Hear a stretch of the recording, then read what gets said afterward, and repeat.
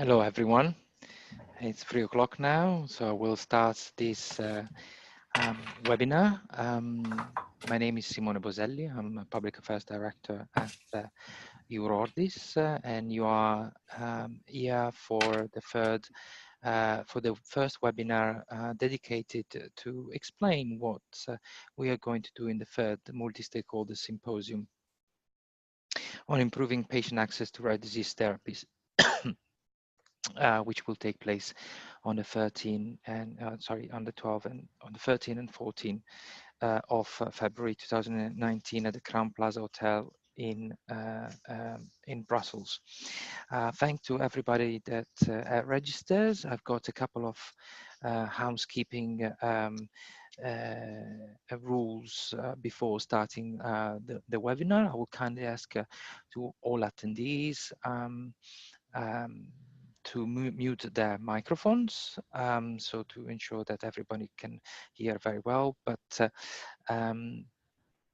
if you have any burning question, please click on the chat, and I see already everybody can help have a question to put on the chat, and we will make all the efforts to respond to all the questions that you have during the webinar. In this webinar, I will be accompanied by our esteemed friend Anna Buksic, who is currently project coordinator at the Mechanism of Coordinated Access, or MOCA project at MEDEV ESIP, who will be also a moderator for one of the sessions, specifically breakout session 3, which we'll talking about in a moment. So in the next 60 minutes, we will tell you a little bit about what is about this webinar, what we are aiming to achieve with this third multi-stakeholder symposium, and going into a little bit more details about breakout session 2 and 3, have some question and answer, and concluding with the next topic for discussion for the next webinar in a week's time. So this webinar really is about explaining to you all and presenting to what our intentions during the program of the Multi-Stakeholder Symposium, I'm aiming to achieve overall, and taking you a little bit back into what has been taking place in the past 3 years with the previous symposium, what we're aiming to achieve with this event, but more in details, explaining to you what we intend to do in breakout session 2 and 3, in this, which are the subject of this webinar, in order to answer potential questions and directing you to any information that you might need to come to the meeting well prepared in advance, in advance that of the meeting. So that's what the webinar will be. Yes, I've got to see a question from Dimitrios. Yes, at the moment I'm the only one with the, and Anna will be the only one with the audio. Everyone else will put a question to the chat. Hello, Dimitrios. In any case. This said, where are we coming from? If you might recall, many of you, that in 2016 and 2017, there have been 2 previous multi-stakeholder symposium, where, in a nutshell, challenges in the areas of development and access to therapies for rare diseases were specifically highlighted, but also areas of agreement and disagreement were found, and initially were proposed solutions were initially proposed to improve, and what we called in particularly in our follow-up publication in January 2018, Breaking the Access Deadlock to Leave No One Behind. On the basis of the first two multi-stakeholder symposiums and our access paper, we in this third multi-stakeholder symposium, we are proposing a structured approach, and we aim to have from the symposium a structured approach to improve access to therapies, development and access to therapies for rare diseases. We're living in an exciting time for scientific advancement in many rare diseases areas, and we want to really make sure that this continues, but at the same time that the inequalities in access that are currently still being seen are being addressed. Particularly this third multi-stakeholder symposium, of which we have prepared, and you will be able to find it online at the page of EURORDIS website, where we're promoting the symposium, also the concept paper prepared in advance of this event. We are a crucial time in the sense that in 2019 it will be a year of changeover at European level, with European election coming up in May, and consequently also changes in the structure of the European Commission as of the end of this year, beginning of 2020. So if we think there is a propitious time to set forward ideas and recommendation for the future crop of European decision maker, but also national decision makers, in order to speed up development of rare disease therapies, but also improving the current, in some cases, stalemate that there is when it comes to access to rare disease therapies. The third multi-stakeholder symposium is subtitle, Let's Make a Pact to ensure patient sustainable access to rare disease therapies. It is because in this, in the spirit of this symposium, is to really delve into the issues that remain to be ironed out, to ensure that on one hand there is a faster development of therapies, yet maintaining the quality that of treatment that people with rare diseases need, and at the same time improving the evaluation and the assessment of these therapies by ensuring that the appropriate input from patient is taken into consideration. And finally, making sure that the data collected in post-authorization phase are reconsidered for the future development of other therapies, keeping a close eye on the sustainability of the system itself. The program of the symposium is not only based on these 4 breakout sessions that we will have, in which we will really deal in details with the specific issues that we have, but we will also have an opening plenary session with keynote speeches from the current holder of the presidency of the European Union. The Romanian Minister of Health has agreed to send Secretary of State for the opening speech, having a patient testimony, listening to the position of therapies developers and regulators in what they see as the optimal framework for developments in life science for rare disease therapies should be, followed by the plenary session where we aim to outline the interest of the key constituency ahead of the 4 breakout sessions. At the end of this will be in the first day, so on Wednesday the 13th of February. In the second day, following the end of the breakout session, we will be having a concluding plenary sessions whereby we will be looking at the work that has been done over the 2 days and see which recommendation can be put forward and taking them to relevant stakeholder outside the community. So that's in a nutshell what we're looking for. The advanced program is available online for everyone that wishes to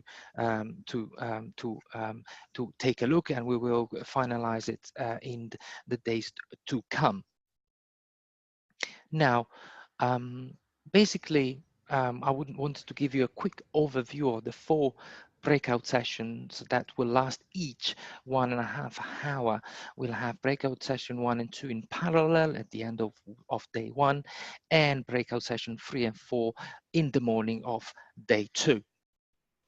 Basically, this four breakout session represented the 4 pillars that we as EURORDIS in discussion with the community have identified as the 4 pillars for faster development of therapies and better access to them, in particularly looking at how can we speed up research and development for rare disease therapies, fast track them, and also spend efficiently in these areas. The second breakout session will be more about the clear a need for multi-stakeholder dialogues at early stages of development of therapies and assessment.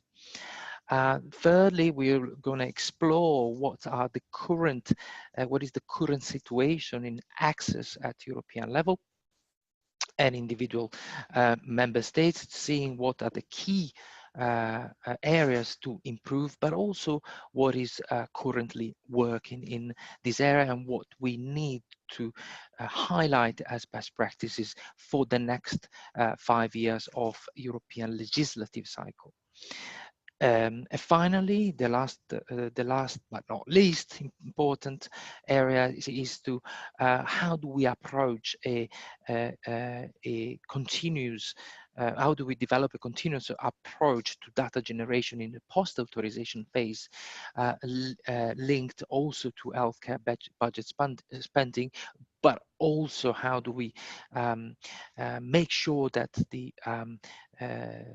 data collected in real life setting are then reused for the development of better and more targeted and more appropriate treatments for rare diseases. Today, we will talk about breakout session 2 and breakout session 3 specifically, where I will outline to you what are the aims and objectives of the 2 sessions, and what is the current lineup and format of the sessions. So please do ask questions specifically. Next week, 31st of January, at the same time on the same channel, you will be able to discuss breakout session 2 and breakout session 1, a breakout session 4. Now I stop a second to see whether there is any burning question at the moment.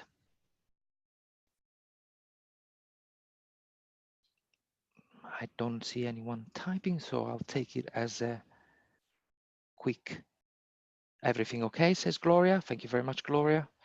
And now, without further ado, I will go into the breakout session 2, which is very much focusing on the improvement of multi-stakeholder early dialogues to optimize the determination of value of treatment for rare diseases. Now, as a background, many of you, please do feel free to comment, have agreed, and there is quite an agreement that the earlier the dialogue is installed between manufacturers, between regulators, between patients, and with the involvement of patients, the better it is for determination of the value. These have been clearly indicated as good sources of advice for the for good development pathways. The real many have indicated that this the dialogue is essential, and furthermore, we have seen, certainly from the regulators' perspective, that the timely input of patients is essential in order to focus on the outcomes that really matters for patient life, and to ensure study feasibility and also current and clear development pathways. However, the understanding of how patient and their representatives can be involved, it is not always straightforward, also because there are many different activities in that sense. These sessions really wants to take views from different stakeholders on the issues of how to really make sure that early dialogues are developed in the appropriate way, and to make sure that the patient's views in particular are fully taken into account. To do so and to facilitate this discussion, we have prepared, we have prepared a fictitious case study. So no names for any product, but a typical therapy that could be developed with a typical timeline for an orphan drugs to be developed in a let's just say more prevalent area, to see at what point early dialogues should be made, in which way, and ensuring that this dialogue includes every relevant voice, particularly the patient. Of course, we are EURORDIS and we want the patient voice to be fully taken on board, but we need to find the right way and the right way forward. How would it work this session? We will have a very experienced moderator in Karen Facey. We will allow and present the case study, and allow for discussion from different and relevant perspectives from the regulators, from the representative from health technology assessment, from the industry developer, and the patient community itself. The session will be primarily will start with outlining the views from the speakers on the timeline of the development of this fictitious product, and where do people think the dialogue should take place. And then we will go into a more interactive breakout session. So a breakout session in a breakout sessions, whereby we will have different stations where people could get up, stretch their legs, and put and gather around with other participants around those 5 to 6 stations, where we could indicate on worksheet where do they think that early dialogue should be replaced. Then we will come back and have a final wrap-up discussion to see what type of recommendation we need to make in order to what are the recommendations that are likely to come out of these breakout sessions, and that we need collectively to put forward to the relevant authorities in this sense. Berthe Holm from Rare Disease Denmark will be a rapporteur. Each of the session will have a moderator and rapporteur. A rapporteur will feed back to the plenary at the end of each day to see what progress have been made in this area. So this is in a nutshell what we are aiming to see in this breakout session 2. Again, I'll leave a little bit of time for any questions.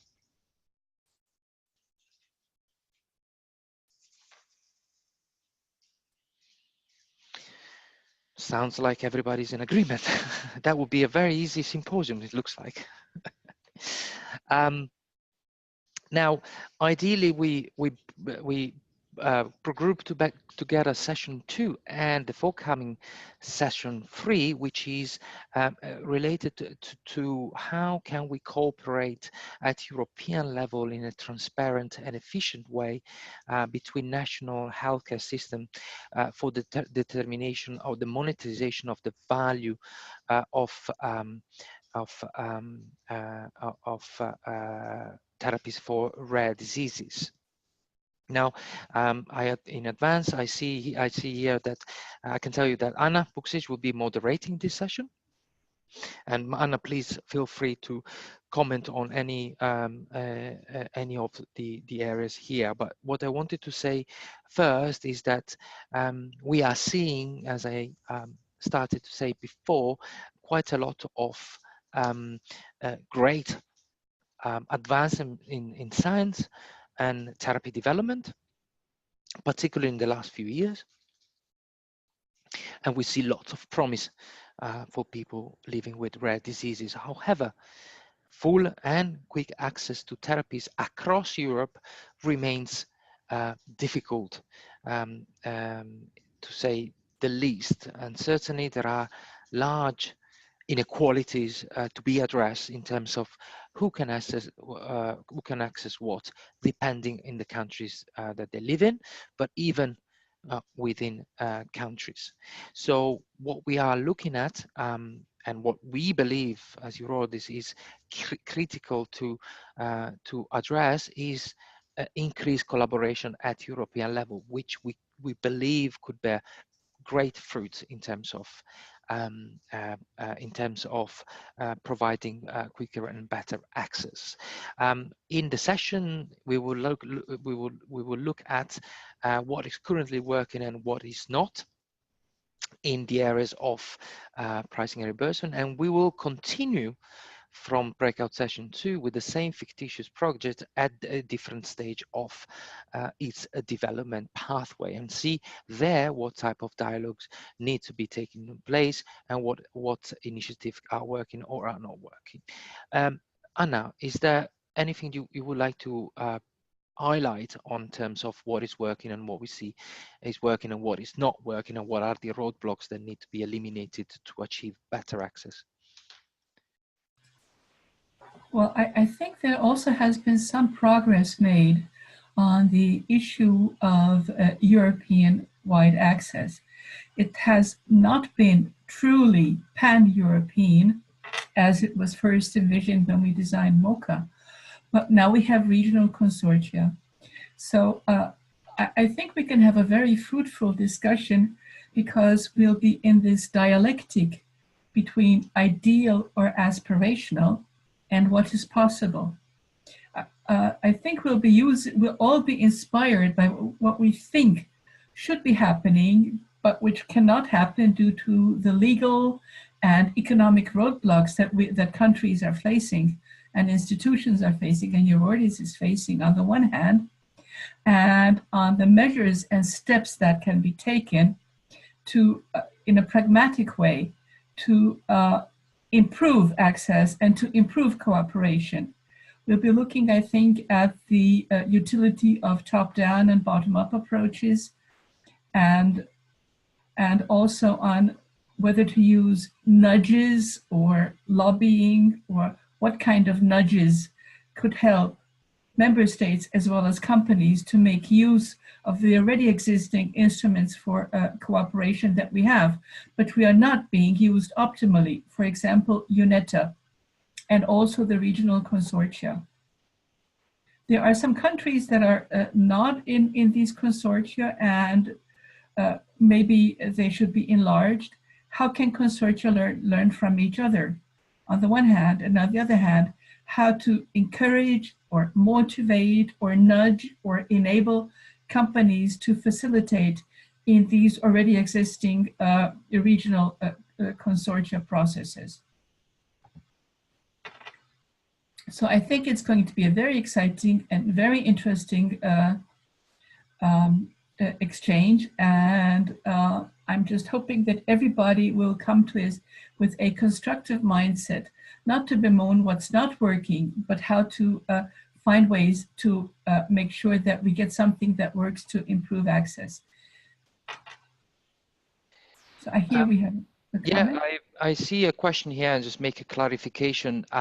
For instance, when Anna is talking about the consortia, we're talking about regional collaboration. At the moment, we are seeing mainly 4 types of collaboration. One that is the most advanced is the Belgium, Netherlands, Luxembourg, Austria, plus recently joined Ireland, Beneluxai, which is a country collaboration that has, at least for Belgium, Netherlands, and Luxembourg, already bear fruit as recently as as last year, where the progress there are they are more evident in a way, not just from a joint negotiation perspective, but also from a joint assessment perspective, as well as other areas of common activities and collaboration, such as horizon scanning. The second one is the so-called Valletta declaration. The countries mostly in the Mediterranean areas, plus some Eastern European countries have joined, but are at earlier stage in terms of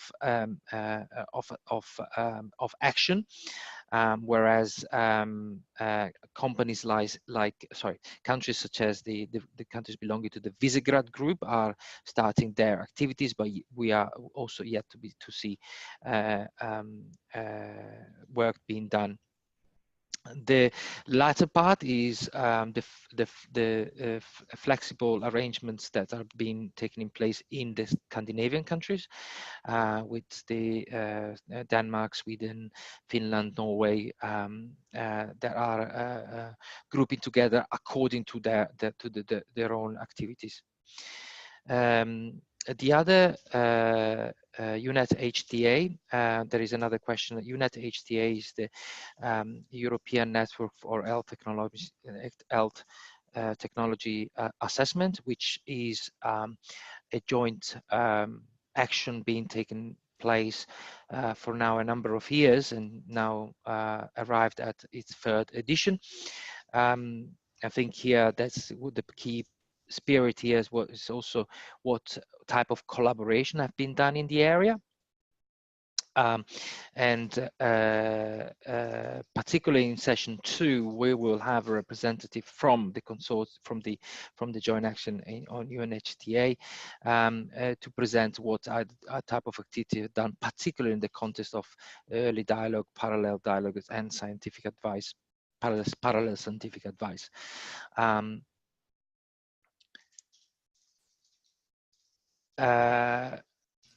Before responding to the other 2 questions, I just wanted to show you that the remaining lineup, the format, and Anna, please feel free to intervene. We'll have an introduction from Anna, and presenting exactly what she has been introducing now, and I will be the rapporteur for your joy. And we will have different point of views from the industry, from academia, from ourselves, from LECAM, and from peers, but also we will have a presentation by IQVIA.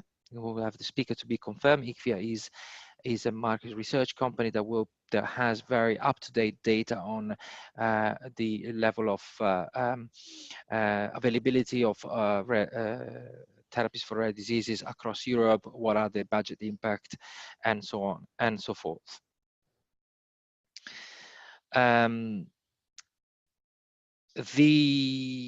Just quickly responding to a couple of questions.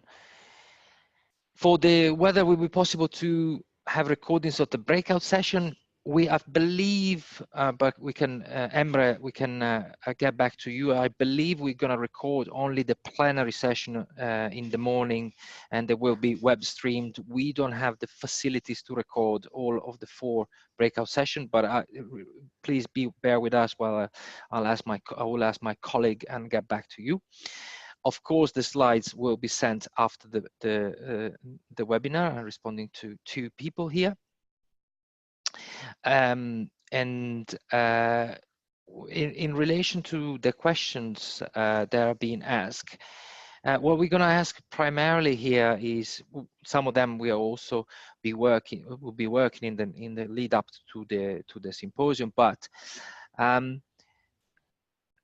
the question that we are looking at is would it be possible to in the future, given the legal and economical constraint, put in place a more structured collaborative framework between countries to approach assessment and negotiation of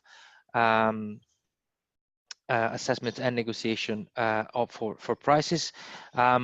How do we negotiate, or how would it be at all possible, if at all possible, to negotiate pricing at a European level? And are there any example that could be replicated to achieve so? The one that Anna has mentioned is the mechanism of coordinated action, which has developed a multifactorial system to assess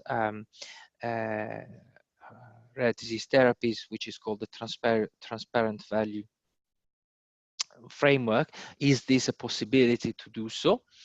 But then, as discussed earlier, how and can this collaboration between countries be extended, strengthened, scaled up, and be made sustainable, and how?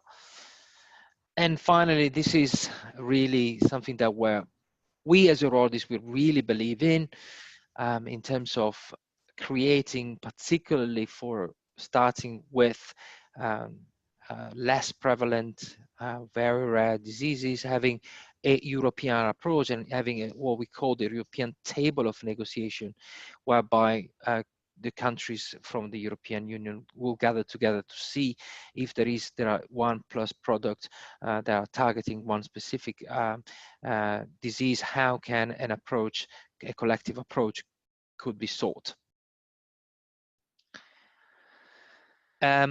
Yes, and that's in a nutshell what the questions that we will put forward are in this session. Anna, please. There was one question about which countries aren't in consortia. Yeah. Basically, the countries who don't see any benefit from them. Those are, on the one hand, big countries such as Germany and France, and of course UK, because they don't see the need to do that because they're big enough on their own. So it's actually the smaller countries, or the countries with a smaller GDP per capita, who are most interested in cooperating for several reasons. And on the other hand, I believe there are still some European countries which simply haven't gotten around to participating in these consortia.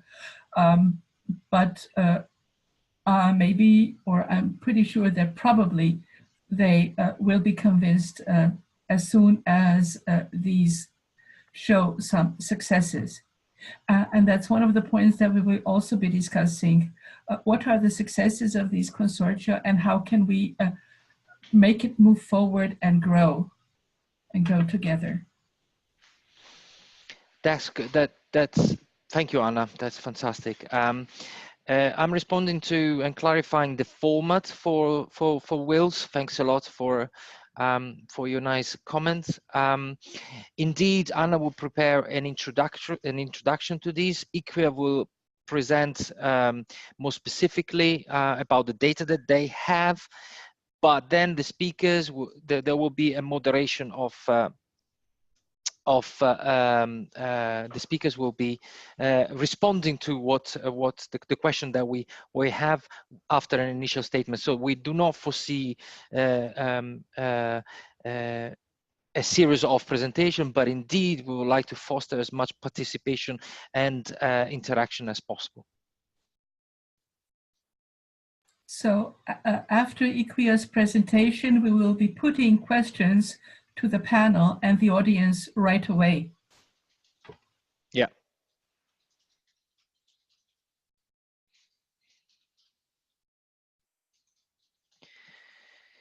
Good. Now, actually, before going into the questions, one or additional questions that you all might have, a little bit about the post-symposium. What we are aiming to do is to collect the recommendation and concluding the document, the symposium with a series of recommendations that we would like to put forward as a roadmap, roadmap for the next, not just for the next European crop of decision makers and policy makers, but also things that can be speed up at a national level, if anything, to improve in the regulatory system, but also in the mindset of everyone involved. We aim to have this document sent ahead of the changeover European elections, or i.e. before the summer, and ideally pick up on every possible opportunity to educate people on the issues that are needed to address in the development of rare disease therapies and the access to them.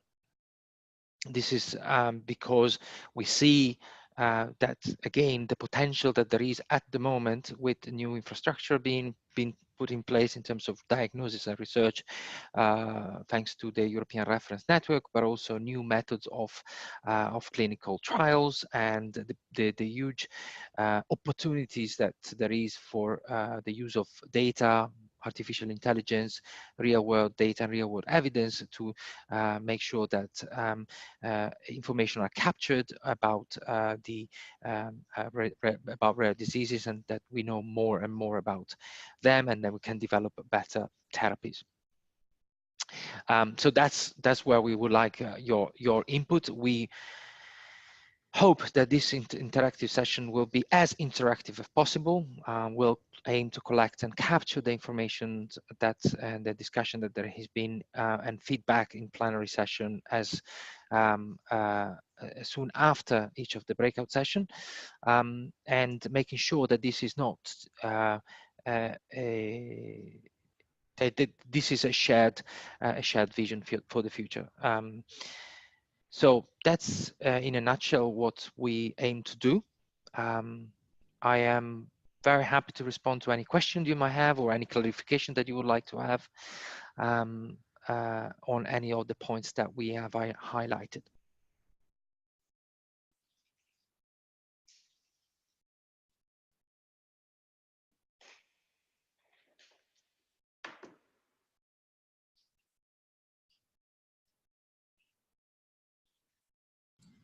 So I would just like to add that this is going to be probably the most challenging session, because this is actually where the money is, and where it's really about member states' core issues. And as you are well aware, member states consider pricing and reimbursement to be a national issue, and they are very reluctant to let go of this. So we need to propose things that are really, really convincing and advantageous to everybody. There is a question, a couple of questions. About the main area. Yes, in the plenary session, we'll have Mensa Delemus from SMA Europe, Vice President of SMA Europe, who's mother of a child with SMA, and she will do the opening introduction to the 2 days after looking at after our CEO, Chief Executive Officer Jan Lecam will present the objectives of the 2 days and give the welcome speech. There was another, yes. That's really where we put the patient first. Particularly, the idea is that really that in the areas of SMA, there has been quite some development in recent past in terms of being an area where there was no treatment before, and recently in the last couple of years there has been a much more development there and scientific advancement, but there are still some issues and challenges. And so from this fresh experience, we would like to start.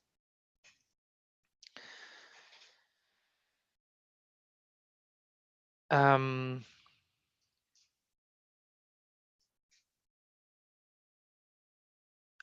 terms of a quick question before, the quick question about can we attend full breakout session? No, I'm sorry, but you'll have to be either ubiquitous or choose two, because breakout session 1 and 2 will be in parallel, and breakout session 3 and 4 will be in parallel. However, we believe that session 1 and 4 and session 2 and 3 are linked together much more. Everything is in a continuum. However, 2 and 3 are among the same field rouge, and 1 and 4 likewise. So if you have to make a choice, I would recommend that. But if you also want to pick and mix, that's 1 and 3 or and 2 and 4 might be also a good opportunities. Certainly, we'll provide feedback and put forward more. All of the recommendation, and there will be feedback plenary session in the feedback. With regard to question about access only in some countries, yes, indeed, you put your finger on the problem, and this is actually why we are doing this session, to make sure that this situation becomes less and less frequent. And this is also the point why small countries cooperate in consortia.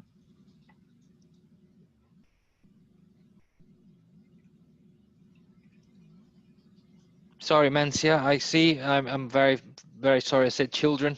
I want to say children, but I didn't say it right. And I didn't want to demote you from being president. Sorry about that.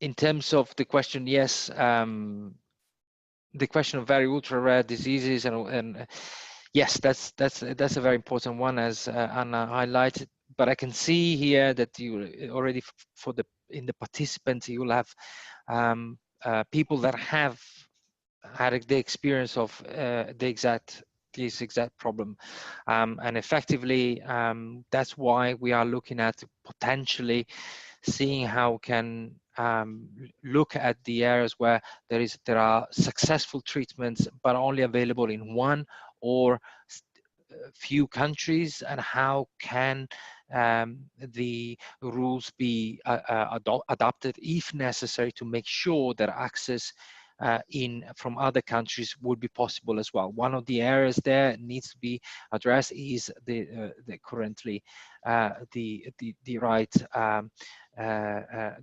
right price, and we think that by bringing together also the experience that you have through the European Reference Network, we might be able to capture more patients and being referred to the right treatment centers where treatments are available. So with regard to the accessibility of ultra rare treatments, we need actually to be mindful of the structural issues on the one hand and the economic issues on the other hand.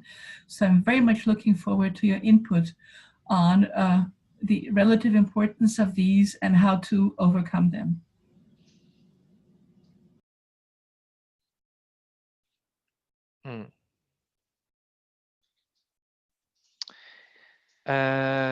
Stefan Joris, I can see you. Hello. Yes, that's only one part of that is one part of the problem. The standards of care for rare diseases aren't always in place in the same country. That is very true. We will be looking at these also in session 1 and particularly also session 4, not in the sense of the equal standard of care. What we're looking at the symposium is very much related to rare disease therapy development.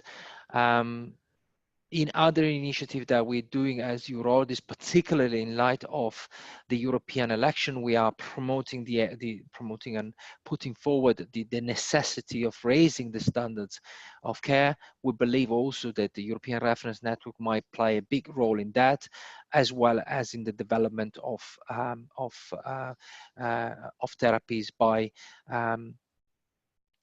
helping connecting the knowledge and the centers of excellences in this sense.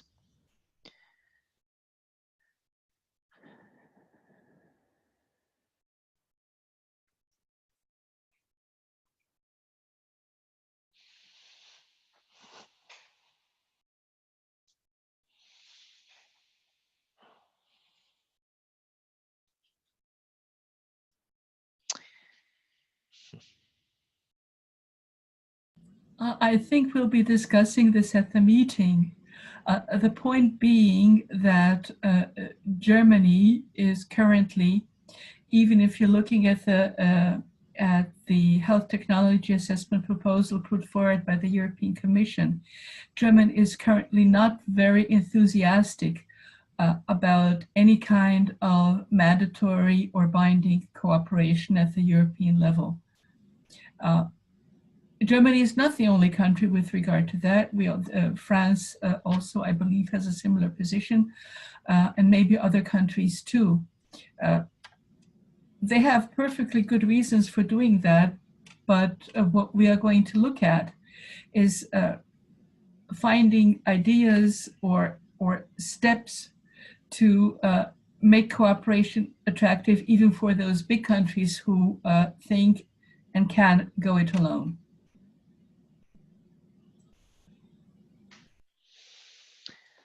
Thank you, Anna.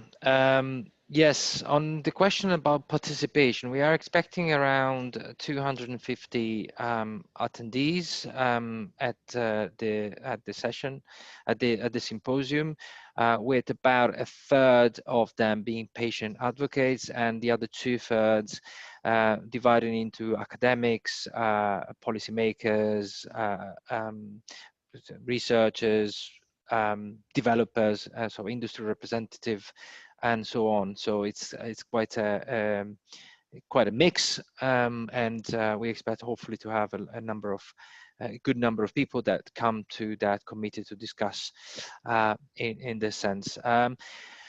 The interest from the patient community is very high, so I guess that is the case. Unfortunately, Tamara, hello Tamara. The European Parliament is in session in Strasbourg that week, unfortunately, but we are tied in with the Black Pearl event the night before, and we had a number of commitments taken at that time. So that's the area that we did the week that we have to take into account. Unfortunately, but we have invited a number of them, and in any case, and certainly we will be following up with them ahead of following up with that, either as a follow-up to the symposium and in the campaign for the European Parliament election.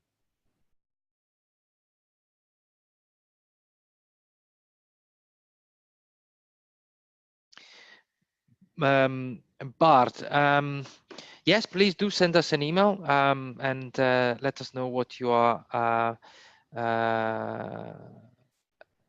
and just as if you want to have a discussion with our colleagues in Germany at AXE, with Miriam Mann, who can provide you with the details if you want. All of our details at EURORDIS, you can find us our email addresses on our webpage.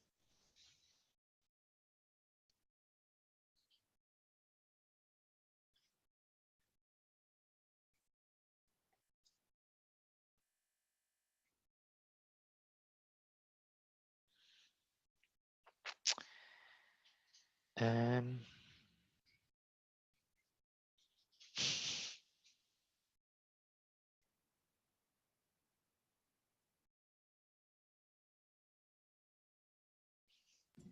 Dorica wanted to say something.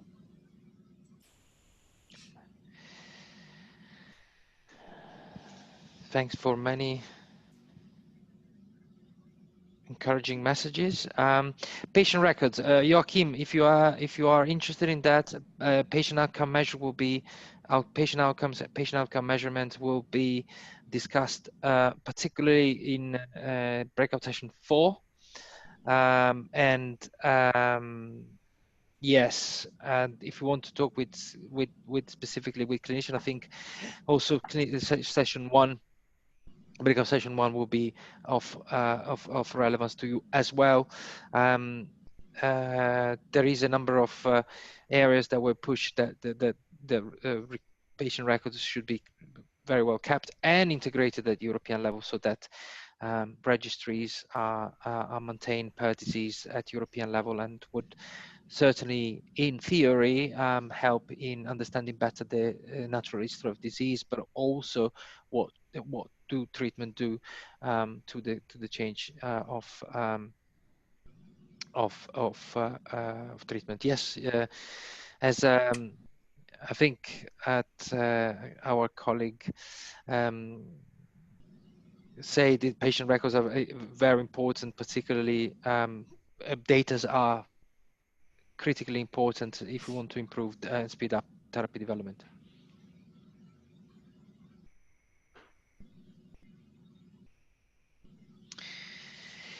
The question from Chiara. Hi, Chiara. I think there are possibilities to participate. They're not always participating in clinical trials. I think if you want to send us an email, there are a number of other activities that we are currently putting forward to improve collaboration between industry and patient, with patient involvement, particularly what we call community advisory board. I'll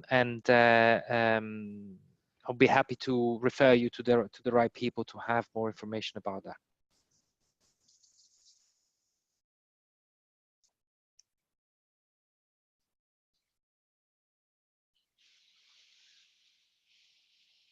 Ciao, Chiara. Okay, well, we are heading towards the end of the hour that we have. If there are other questions, I think if there are other questions, we have another couple of minutes. What I really wanted to stress before closing is that this has really been a collaborative effort in putting together this program with thanks to our colleague Sharon, who's not been seen here, but there is a program committee behind this symposium, and a number of other advisors that have helped putting together the program. So we hope to have a real community feel when we get to the symposium, so that we can advance in this very important area. I wanted to thank you for listening patiently to me, and I hope I didn't bore you too much. I hope to speak to you again next week for the other 2 breakout sessions. For any logistical requirements, the team led by Sharon is on hold. The team from Sharon is supportive for anything, and then you can ask questions specifically then. And also feel free to get in touch with us if there is anything else you'd like to see. We'll share, of course, the slides and the recordings of the webinar. Thank you, Teodora. Anna, thank you so much. I would also like to thank you and all the participants for their questions and their input. It's very helpful in preparing for the meeting, and I'm looking very much forward to seeing all of you in person. Thank you. Thank you very much. That was most pleasant. Anna, thank you again for your participation. For moderating, for Simone for doing all the work and for explaining everything. It's all together. Thank you very much. yes, we look forward to meeting you all. And do not feel free to introduce yourself at the symposium. You will be seeing many people running around, but we'll always find time to have a chat with all of you. Thank you very much.